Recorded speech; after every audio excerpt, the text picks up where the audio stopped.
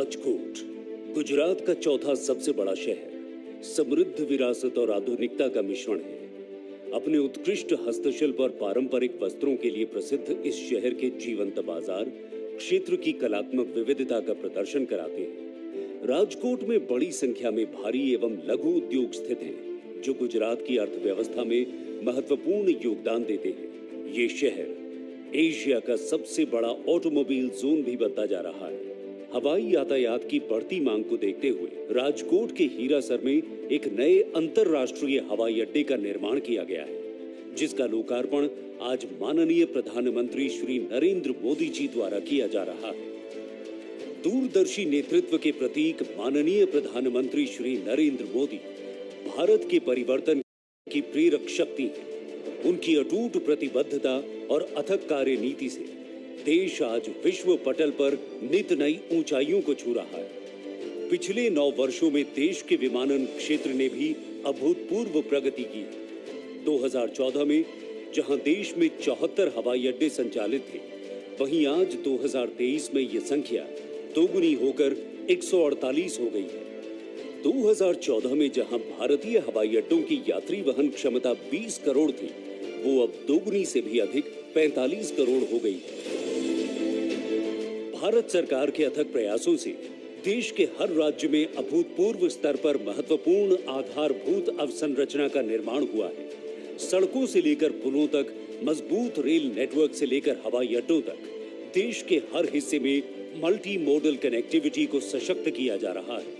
इसी दिशा में राजकोट अंतर्राष्ट्रीय हवाई अड्डे को 2500 एकड़ से अधिक भूमि पर 1400 करोड़ रुपए से अधिक की लागत से विकसित किया गया है, जिसमें 3040 मीटर लंबा रनवे, टैक्सी ट्रैक और फायर स्टेशन इत्यादि निर्मित है। इस हवाई अड्डे के निकट गारिडा और दोसली घुना गांव के नजदीक बामनबोर सिंचाई योजना का एक चेक डैम स्थित था, जिसके जल को रनवे के नीचे से निर्बाधित रूप से प्रवाहित करने हेतु लगभग 100 करोड़ रुपए की लागत से 754 मीटर लंबा तथा 34 मीटर चौड़ा एक बॉक्स कल्वर्ट बनाया गया है। देश के किसी भी हवाई अड्डे पर रनवे के नीचे बनने वाला ये सबसे लंबा कल्वर्ट है। इस हवाई अड्डे पर 14 हवाई जहाजों को पार्क किया जा सकता है और ये 180 यात्रियों को समाहित करने वाले बड़े विमान जैसे एयरबस 321 एवं बोइंग 737 के संचालन के लिए भी उपयुक्त है। ये टर्मिनल भवन एक समय में एक साथ 500 यात्रियों को सेवा प्रदान करेगा और निकट भविष्य में विस्तारीकरण के अंतर्गत इसकी एक समय में एक साथ 2800 यात्रियों को सेवा प्रदान करने की क्षमता होगी। गुजरात एक उन्नत राज्य है और यहाँ हर प्रकार की यातायात सुविधाएं विकसित हैं। एक तरफ यहाँ का लगभग हर जिला सड़क मार्ग और रेल मार्ग से जुड़ा है, तो प्रदेश में 11 हवाई अड्डों के साथ कई बंदरगाह भी स्थित हैं। राजकोट में क्षेत्र के इस सबसे बड़े व नए अंतर्राष्ट्रीय हवाई अड्डे के शुरू होने से न केवल राजकोट बल्कि राज्य के मोरबी, थानगढ़, शापर, गोंडल, जैतपुर, जूनागढ़ सहित अन्य प्रसिद्ध निकटवर्ती क्षेत्र जैसे द्वारका, सोमनाथ, गीर को भी लाभ होगा।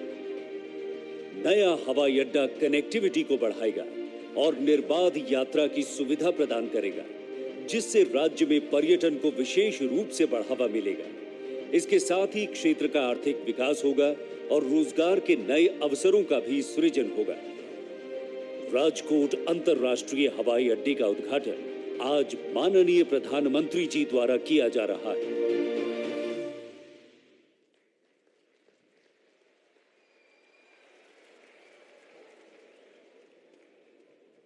माननीय प्रधानमंत्री સૌરાષ્ટ્રને, ગુજરાતને અને સમગ્ર દેશને આ અનુપમ ભેટ આપવા બદલ આપનો ખૂબ ખૂબ આભાર। સૌની યોજના થકી માં નર્મદાના પાણીથી સૌરાષ્ટ્રની ધરા નવપલ્લવિત થઈ છે। આજે સૌરાષ્ટ્રનો ખેડૂત 3 ઋતુનો પાક લેતો થયો છે। સાથે સૌરાષ્ટ્રમાં ક્યારેય સિંચાઈ તથા પીવાના પાણી માટે વલખા ન મારે તેવું દૂરંદેશીપૂર્ણ અને નક્કર આયોજન એટલે સૌરાષ્ટ્રની જીવાદોરી સમાન સૌની યોજના, જે માનનીય શ્રી નરેન્દ્રભાઈ મોદીજીનું સ્વપ્ન છે। આજે તેઓના વરદ હસ્તે સૌની યોજનાના લિંક 3ના પેકેજ 8 અને પેકેજ 9નું લોકાર્પણ થશે.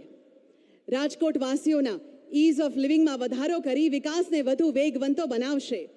શહેરનો પ્રથમ કેકેવી મલ્ટી લેવલ ફ્લાયઓવર અને સાથે સમય, શક્તિ, ઈંધણ અને નાણાંનો થશે બચાવ.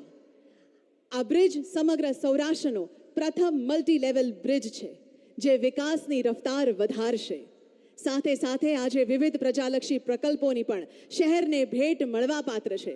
ત્યારે આવો તાળીઓના ગુંજારવ સાથે માનનીય પ્રધાનમંત્રીશ્રીને રિમોટ દ્વારા આ તમામ લોકાર્પણ કરવા આપણે હર્ષભેર વિનંતી કરીએ.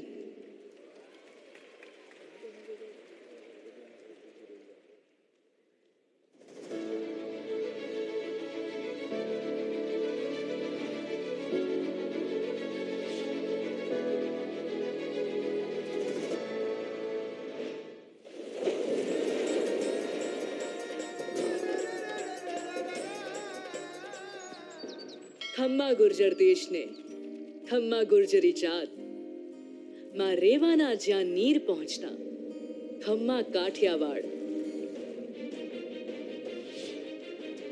સંસ્કૃતિને શિરમોર રાખીને વિકાસની ચોતરફી ગતિ કરતું આપણું આ શહેર પોતાના ખંતીલા સ્વભાવ અને જોશ થકી ગુજરાતને ભારતનું રોલ મોડેલ સ્થાપિત કરવામાં જરા પણ ઢીલ છોડતું નથી. ભારતના યશસ્વી પ્રધાનમંત્રી અને ગુજરાતના તત્કાલીન મુખ્યમંત્રી શ્રી નરેન્દ્રભાઈ મોદીની દીર્ઘ દ્રષ્ટિ અને ગુજરાતના કર્તવ્યનિષ્ઠ મુખ્યમંત્રી શ્રી ભૂપેન્દ્રભાઈ પટેલના અથાગ પરિશ્રમ થકી આપણું રાજકોટ આજે ધૂળ ખંખેરીને ઊભું થયું છે અને આર્થિક વિકાસની દિશામાં હરણફાળ ભરી રહ્યું છે. એક સમયે પાણીના એક એક ટીપા માટે વલખા મારતા સૌરાષ્ટ્રના ફળીએ આજે નર્મદાના નીર પહોંચ્યા છે. આજે એક એવો નજરાણું આપવાનું મને સૌભાગ્ય મળ્યું છે કે જે આવનારા 100 વર્ષ સુધી સૌરાષ્ટ્રના જીવનને તાજગી આપશે. પ્રજાહિત અને લોક કલ્યાણના કામો માટે સદાય તત્પર તત્કાલીન મુખ્યમંત્રી શ્રી નરેન્દ્ર મોદીના માર્ગદર્શન થકી આપણને સૌની યોજના દ્વારામાં નર્મદાના નીર મળ્યા અને આજે આ યોજનાનો વધશે વિસ્તાર. સૌની યોજના હેઠળ લિંક 3 પેકેજ 8 અને 9 હેઠળ કુલ 394 કરોડના ખર્ચે 95 ગામોની તરસ छिपाશે. વિકાસના બીજા પ્રકલ્પોમાં રૂપિયા 130 કરોડના ખર્ચે તૈયાર થયેલ રાજકોટનો સૌ પ્રથમ 4 lane multi level bridge KKV flyover બ્રિજનું લોકાર્પણ થશે જે રાજકોટની ટ્રાફિક સમસ્યાનું કરશે નિવારણ. રૂપિયા 30 કરોડના ખર્ચે 50 એમએલડી ક્ષમતા અને ઝીરો લિક્વિડ ડિસ્ચાર્જ ટેકનોલોજી ધરાવતા વોટર ટ્રીટમેન્ટ પ્લાન્ટનું લોકાર્પણ. રૂપિયા 25 કરોડના ખર્ચે 15 એમએલડી ક્ષમતા અને એસબીઆર ટેકનોલોજીથી સજ્જ સુવેજ ટ્રીટમેન્ટ પ્લાન્ટનું લોકાર્પણ. રૂપિયા 42 કરોડના ખર્ચે નિર્માણ પામેલ ન્યારી ડેમથી રૈયાધાર ફિલ્ટર પ્લાન્ટ સુધી 1219 ડાયામીટરની પાઇપલાઇનનું લોકાર્પણ. લોકોમાં વાંચનનો અભિગમ વધારે સુદ્રઢ બને એ માટે રૂપિયા 9 કરોડના ખર્ચે અદ્યતન લાઇબ્રેરીનું લોકાર્પણ. લોક કલ્યાણ અને પ્રજાહિતને વરેલા આ પ્રકલ્પો રાજકોટના ઔદ્યોગિક, શહેરી અને કૃષિ વિકાસને આપશે પ્રચંડ વેગ. એક બાજુ સપનાઓની વાવણી થશે તો બીજી બાજુ ખુશીઓનો સૂરજ ઉગશે. રાજ્ય સરકારના અડગ અવિરત વહેતા વિકાસના આ ધોધથી રાજકોટ વાસીઓનું જીવન સમૃદ્ધ બનશે.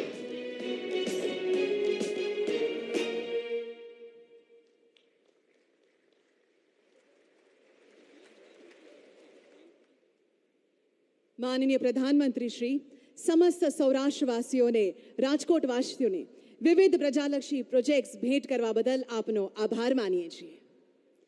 ભારત દેશના પ્રત્યેક નાગરિકની સુખાકારી, સુવિધા, વિકાસ અને નવા આયામોની હર હંમેશ દરકાર કરનાર, આધુનિક ભારતને વિશ્વ ફલક પર પહોંચાડનાર, દીર્ઘદ્રષ્ટા અને વિકાસ પુરુષ આપણા આદરણીય અને સન્માનનીય શ્રી નરેન્દ્ર મોદીજીને આવો તેમના વિશેષ સંબોધન માટે ખૂબ હર્ષભેર જયનાદ સાથે આવકારીએ.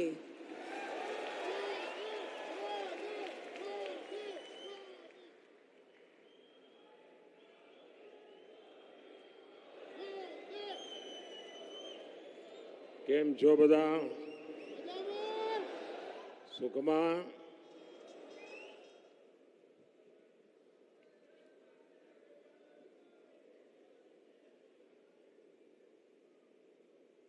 गुजरात के मुख्यमंत्री श्रीमान भूपेंद्र भाई पटेल, मंत्रिमंडल में मेरे सहयोगी श्री ज्योतिरादित्य सिंधिया जी, पूर्व मुख्यमंत्री भाई विजय रूपाणी जी, CR पाटिल जी,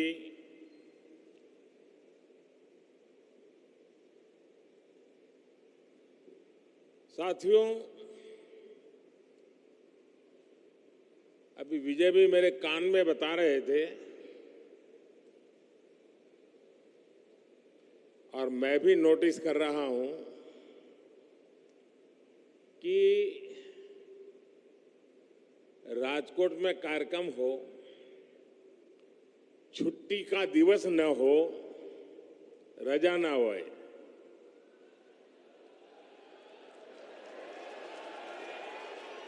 અને બપોરનો સમય હોય, રાજકોટમાં કોઈ આ સમયે સભા કરવાનું ન વિચારે, ત્યાં આટલી વિશાળ જનમેદની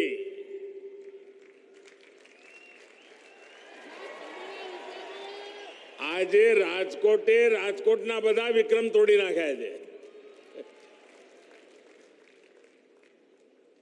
नहीं तो वर्षों से मैं જોઈએ કે સાંજે 8 વાગ્યા પછી ઠીક રહેશે ભાઈ,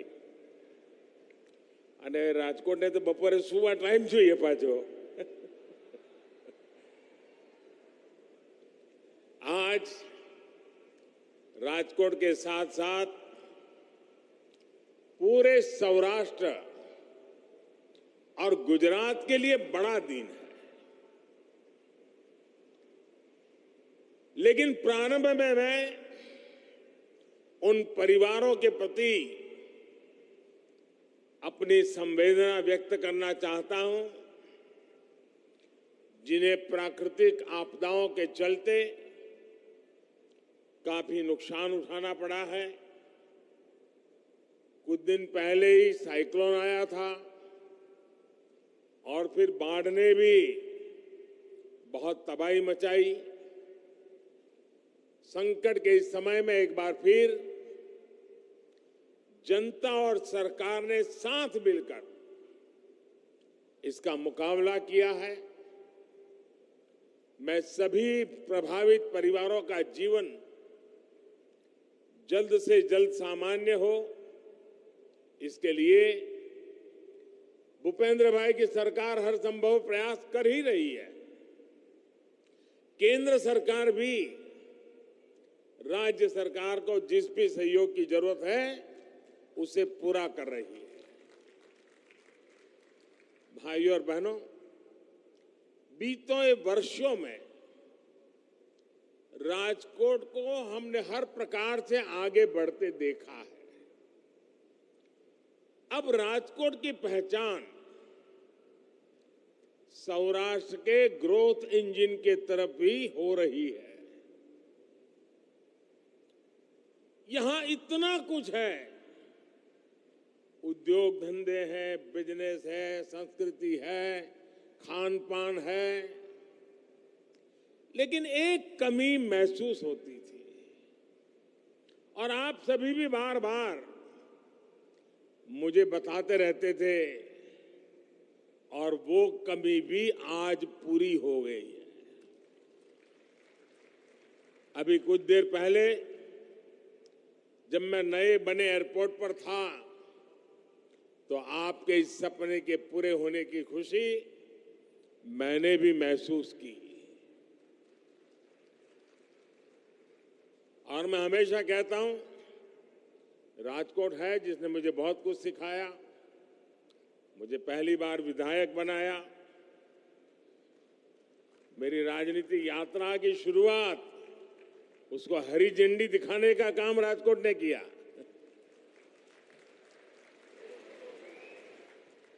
और इसलिए राजकोट का मुझ पर कर्ज हमेशा बना रहता है. और मेरी भी कोशिश है कि उस कर्ज को कम करता चलूं। आज राजकोट को नया और बड़ा इंटरनेशनल एयरपोर्ट मिल चुका है। अब राजकोट से देश के साथ साथ दुनिया के अनेक शहरों के लिए भी सीधी फ्लाइट संभव हो पाएगी। इस एयरपोर्ट से यात्रा में तो आसानी होगी ही, इस पूरे क्षेत्र के उद्योगों को भी बहुत लाभ होगा। और जब मैं मुख्यमंत्री था, शुरुआती दिन थे, ज्यादा अनुभव तो नहीं था, और एक बार मैंने कहा था ये तो मेरा मिनी जापान बन रहा है।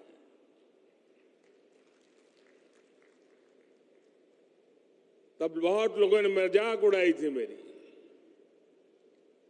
लेकिन आज वो शब्द आपने सच कर करके दिखा दिए हैं। साथियों, यहां के किसानों के लिए भी अब फल सब्जियों को देश विदेश की मंडियों तक भेजना आसान हो जाएगा। यानी राजकोट को सिर्फ एक एयरपोर्ट नहीं, बल्कि इस पूरे क्षेत्र के विकास को नई ऊर्जा देने वाला, नई उड़ान देने वाला एक पावर हाउस मिला है। साथियों, आज यहां सौनी योजना के तहत अनेक प्रोजेक्ट्स का लोकार्पण भी हुआ। इन प्रोजेक्ट्स के पूरा होने से सौराष्ट्र के दर्जनों गांवों के किसानों को सिंचाई और पीने का पानी उपलब्ध हो पाएगा। इसके अलावा भी राजकोट के विकास से जुड़े अनेक प्रोजेक्ट्स का लोकार्पण आज यहां करने का अवसर मिला है। मैं इन सभी परियोजनाओं के लिए आप सभी को बहुत बहुत बधाई देता हूं।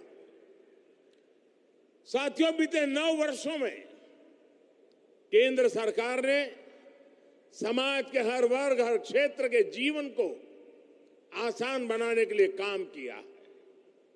हम गुड गवर्नेंस की, सुशासन की गारंटी देकर आए हैं। आज हम उस गारंटी को पूरा करके दिखा रहे हैं। हमने गरीब हो, दलित हो, पिछड़े हो, आदिवासी हो, सबके जीवन को बेहतर बनाने के लिए निरंतर काम किया। हमारी सरकार के प्रयासों से आज देश में गरीबी तेजी से कम हो रही है। अभी हाल में जो रिपोर्ट आई है वो कहती है कि हमारी सरकार के 5 साल में 13.5 करोड़ लोग गरीबी से बाहर निकले हैं। यानी आज भारत में गरीबी से बाहर निकलकर एक नियो मिडिल क्लास, नए मध्यम वर्ग का सृजन हो रहा है। इसलिए हमारी सरकार की प्राथमिकताओं में मिडिल क्लास भी है, नियो मिडिल क्लास भी है, एक प्रकार से पूरा मध्यम वर्ग है। साथियों, आप याद कीजिए 2014 से पहले मध्यम वर्ग की एक बहुत आम शिकायत क्या होती थी? लोग कहते थे कनेक्टिविटी कितनी खराब है, हमारा कितना समय आने जाने में बर्बाद हो जाता है।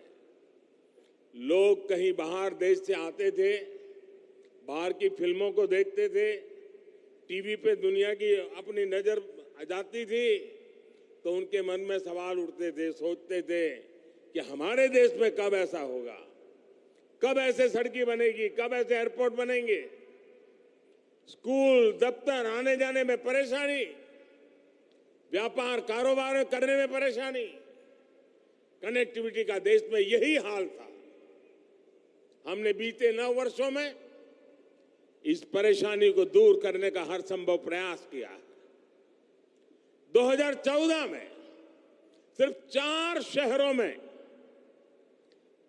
शहरों में मेट्रो नेटवर्क था।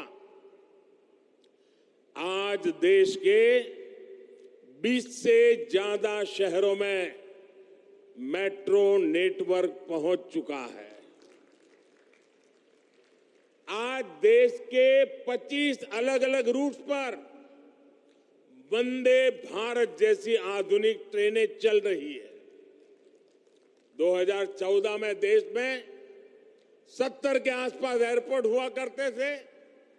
अब इनकी संख्या भी बढ़कर के डबल से भी ज्यादा पहुंच चुकी है। हवाई सेवा के विस्तार ने भारत के एयरलाइन सेक्टर को दुनिया में नई ऊंचाई दी है। आज भारत की कंपनियां लाखों करोड़ रुपए के नए विमान खरीद रही है। कहीं पर एक साइकिल नहीं आ जाए, एक गाड़ी नहीं आ जाए, स्कूटर नहीं आ जाए तो चर्चा होती है। आज हिंदुस्तान में 1000 नए विमानों का ऑर्डर बुक है और संभावना है आने वाले दिनों में 2000 विमान के ऑर्डर की। और आपको याद है, मुझे तो याद है, गुजरात चुनाव के समय मैंने आपको कहा था वो दिन दूर नहीं जब गुजरात एरोप्लेन भी बनाएगा। आज गुजरात इस दिशा में तेजी से आगे बढ़ रहा है। भाइयों और बहनों, ease of living, quality of life हमारी सरकार की सर्वोच्च प्राथमिकताओं में से एक है। पहले देश के लोगों को किस किस तरह की परेशानी से गुजरना होता था, ये भी हम भूल नहीं सकते। बिजली पानी का बिल भरना हो तो लाइन, अस्पताल में इलाज करना है तो लंबी लाइन, बीमा और पेंशन लेना है तो भी भरपूर समस्याएं, टैक्स रिटर्न फाइल करना है तो भी मुसीबतों से गुजरना। हमने डिजिटल इंडिया से इन सभी समस्याओं का समाधान दिया। बैंक जाकर काम कराने में पहले कितना समय और ऊर्जा लग जाती थी, आज आपका बैंक आपके मोबाइल फोन पर है।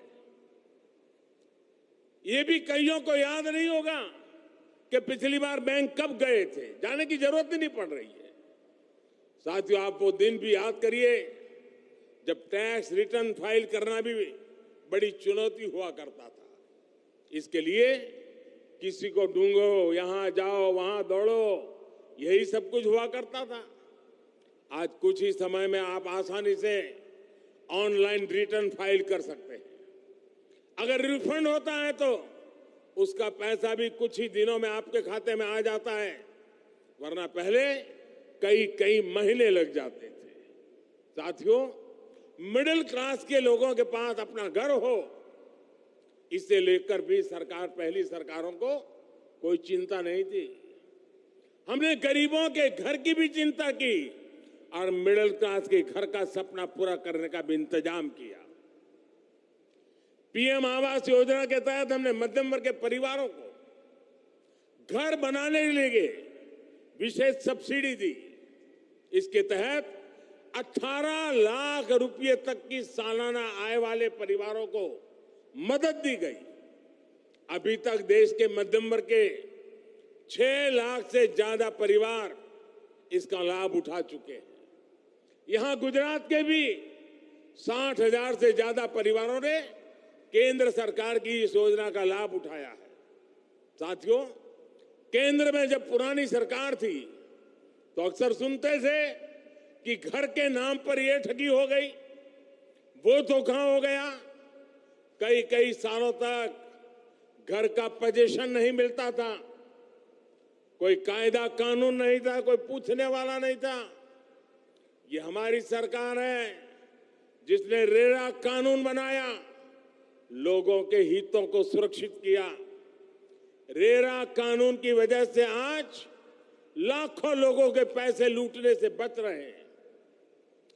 भाई और बहनों, आज जब देश में इतना काम हो रहा है, देश आगे बढ़ रहा है, तो कुछ लोगों को परेशानी होनी बहुत स्वाभाविक है।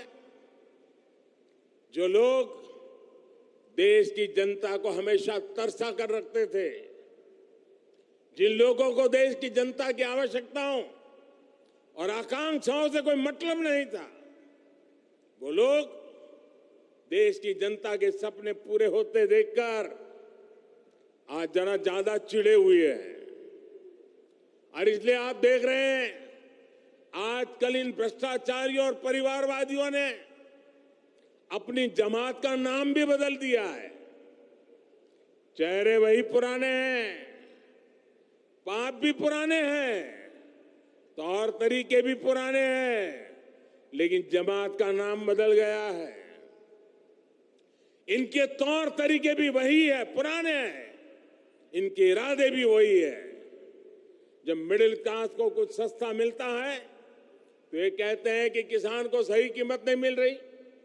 जब किसान को ज्यादा कीमत मिलती है तो ये कहते हैं कि महंगाई बढ़ रही है। यही दोहरापन इनकी राजनीति है। और आप देखिए महंगाई के मामले इनका ट्रैक रिकॉर्ड क्या है। जब वो केंद्र में सत्ता में थे तो इन्होंने महंगाई दर को 10% तक पहुंचा दिया था। अगर हमारी सरकार ने महंगाई काबू में नहीं की होती तो आज भारत में कीमतें आसमान छू रही होती। अगर देश में पहले वाली सरकार होती तो आज दूध 300 रुपये लीटर, दाल 500 रुपये किलो बिक रही होती। बच्चों की स्कूल फीस से लेकर आने जाने का किराया तक सब कुछ कई गुना हो चुका होता। लेकिन साथियों, ये हमारी सरकार है जिसने कोरोना महामारी के बावजूद, रूस यूक्रेन युद्ध के बावजूद महंगाई को काबू में करके रखा है। आज हमारे आस पड़ोस के देशों में 25-30% की दर से महंगाई बढ़ रही है, लेकिन भारत में ऐसा नहीं है। हम पूरी संवेदनशीलता के साथ महंगाई कंट्रोल करने के प्रयास करते आए हैं और आगे भी करते रहेंगे। भाई और बहनों, गरीब का खर्च बचाने, मध्यम वर्ग का खर्च बचाने के साथ ही हमारी सरकार ने यह भी कोशिश की है कि मिडिल क्लास की जेब में ज्यादा से ज्यादा बचत हो। आपको याद होगा 9 वर्ष पहले तक 2 लाख रुपए सालाना कमाई पर टैक्स लग जाता था। 2 लाख की कमाई पर आज 7 लाख रुपए तक की कमाई होने पर भी टैक्स कितना है? 0, 0। 7 लाख की कमाई पर कोई टैक्स नहीं लगता। इससे शहरों में रहने वाले मध्यम वर्ग परिवारों के हर साल हजारों रुपये बच रहे हैं। हमने छोटी बचत पर, नानी बचत, अधिक ब्याज देने का भी कदम उठाया है। इस साल ईपीएफओ पर 8.25% इंटरेस्ट तय किया गया है। साथियों, हमारी सरकार की नीतियों, निर्णयों में से कैसे आपके पैसे बच रहे हैं, इसका एक उदाहरण है आपका मोबाइल फोन भी है। शायद आपका उस तरफ ध्यान नहीं गया होगा। आज अमीर हो या गरीब, अधिकांश लोगों के पास फोन जरूर होता है। आज हर भारतीय औसतन हर महीने करीब 20 GB डेटा इस्तेमाल करता है।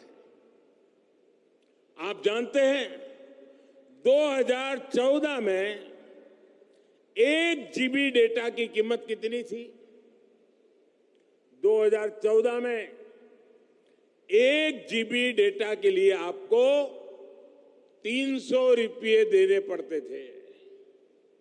अगर वही पुरानी सरकार आज होती तो आपको मोबाइल का ही बिल हर महीने कम से कम 6,000 रुपये देना पड़ता। जबकि आज 20 GB डेटा के लिए 300-400 रुपये का ही बिल आता है। यानी आज लोगों के हर महीने मोबाइल बिल में करीब 5,000 रुपये हर महीना बच रहे हैं। साथियों, जिन परिवारों में सीनियर सिटीजन हो, वृद्ध माता पिता हो, दादा दादी हो और कोई न कोई बीमारी हो, तो परिवार में रेगुलर दवाएं लेनी पड़ती है। उन्हें भी हमारी सरकार योजनाओं से बहुत बचत करवा रही है। पहले इन लोगों को मार्केट में अधिक कीमत पर दवा खरीदनी पड़ती थी। उन्हें इस चिंता से उबारने के लिए हमने जन औषधि केंद्र पर सस्ती दवाई देने का शुरू किया। इन स्टोर की वजह से गरीब और मध्यम वर्ग के करीब 20,000 करोड़ रुपए की बचत हुई है। गरीब के लिए संवेदनशील सरकार, मध्यम वर्ग के लिए संवेदनशील सरकार एक के बाद वो कदम उठाती है ताकि सामान्य नागरिक के जेब पर बोझ न बढ़े। भाई और बहनों, यहां गुजरात के विकास के लिए, सौराष्ट्र के विकास के लिए भी हमारी सरकार पूरी संवेदनशीलता से काम कर रही है। गुजरात से बेहतर, सौराष्ट्र से बेहतर ये कौन जानता है कि पानी की कमी का मतलब क्या होता है। सौनी योजना से पहले क्या स्थिति थी और सौनी योजना के बाद क्या बदलाव आया है, यह हमें सौराष्ट्र में दिखता है। सौराष्ट्र में दर्जनों बांध, हजारों चेक डैम्स आज पानी के स्रोत बन चुके हैं। हर घर जल योजना के तहत गुजरात के करोड़ों परिवारों, उनको आज नल से जल मिलने लगा है। साथियों, यही सुशासन का मॉडल है जो देश में बीते 9 वर्षों में एक के बाद एक कदम उठा करके जन सामान्य की सेवा करके उसकी आवश्यकताओं को पूरी करके हमने इस मॉडल को सिद्ध किया है। ऐसा सुशासन जिसमें समाज के हर वर्ग, हर परिवार की जरूरतों, उसकी आकांक्षाओं को ध्यान में रखा जा रहा है। यही विकसित भारत के निर्माण का हमारा रास्ता है। इसी रास्ते पर चलते हुए हमें अमृत काल के संकल्पों को सिद्ध करना है। राजकोट से इतनी बड़ी संख्या में आपका आना, आप सभी को नया एयरपोर्ट मिलना, वो भी अंतर्राष्ट्रीय एयरपोर्ट मिलना, और दूसरे भी अनेक प्रोजेक्ट का नजराना मेरे सौराष्ट्र के लोगों को, मेरे गुजरात के राजकोट के लोगों को मिले। मैं इन सभी के लिए आपको बहुत बहुत बधाई देता हूं, बहुत बहुत शुभकामनाएं देता हूं।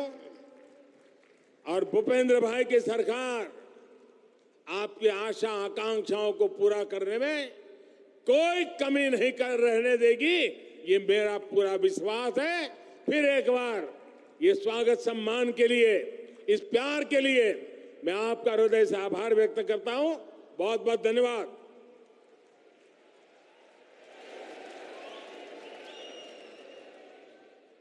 આવો માનનીય પ્રધાનમંત્રીશ્રીનો અનેક ભેટ આપવા બદલ